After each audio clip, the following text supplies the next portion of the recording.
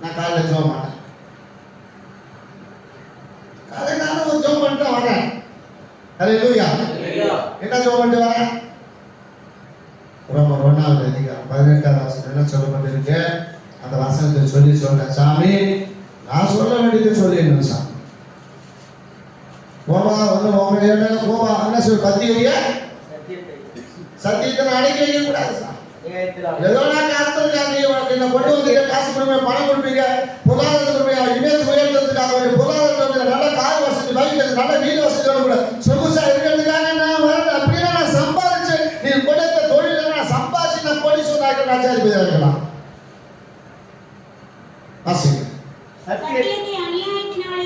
சத்தியத்தை அநியாயத்தினாலே அடக்கி வைக்கிற மனுஷனுடைய எல்லாவித அவபக்திக்கும் அநியாயத்திற்கும் விரோதமாய் தேவனுடைய கோபம் வானத்திலிருந்து வெளிப்படுத்தப்பட்டிருக்கிறது. எங்க வருமா? வானத்திலிருந்து. நான் சொல்ல வேண்டியது நான் சொல்லலன்னு சொன்னேன். நான் சொல்ல வேண்டியதை சொல்லலன்னா வானத்திலிருந்து நான் செய்யணும். யாரு மேல? உங்க மேல யாரு இல்லையா? ஆமா. அப்ப நான் சொல்ல வேண்டானே. பைபிள் ஏதாவது சொல்ல வேண்டியது கடமை. ஹல்லேலூயா. அங்கே நீங்க அப்படியே அள்ளி கொடுத்துடுவீங்க, நான் போலீஸ் ஆயிடுவேன் அப்படின்னு காட்டுவாங்க. 10 பேர் அந்த சத்தியத்தை கேட்கும். 10 பேர் சத்தியத்தை கேளு.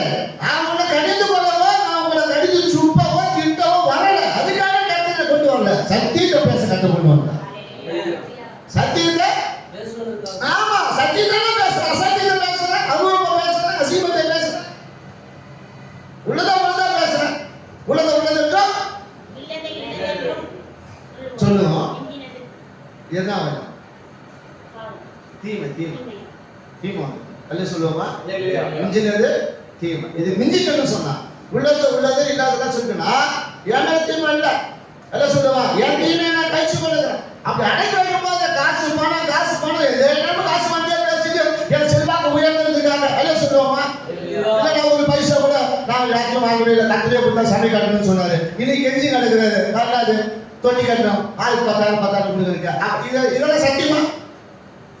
இதெல்லாம் உபதேசமா? சொல்லுங்க. கத்துன நடந்துக்க பேசாம இரு. நான் சொல்றேன், கத்துனா பேசாம இருக்கு. கொடுத்தா அந்த சாப்பை எதுவும் முடிய சாப்பை கொடுத்தா கட்டுறாங்க கணக்கு. அதை பத்தி என்ன இருக்கு? யாரு என்ன கட்டு என்கிட்ட அதிகமா கூட நம்ம மேல கணக்கு அப்படி சொல்லுமா? அதுக்கு மேல கொடுத்தா எனக்கு கணக்கு வைக்க போறாரு அப்படி சொல்லுவோமா?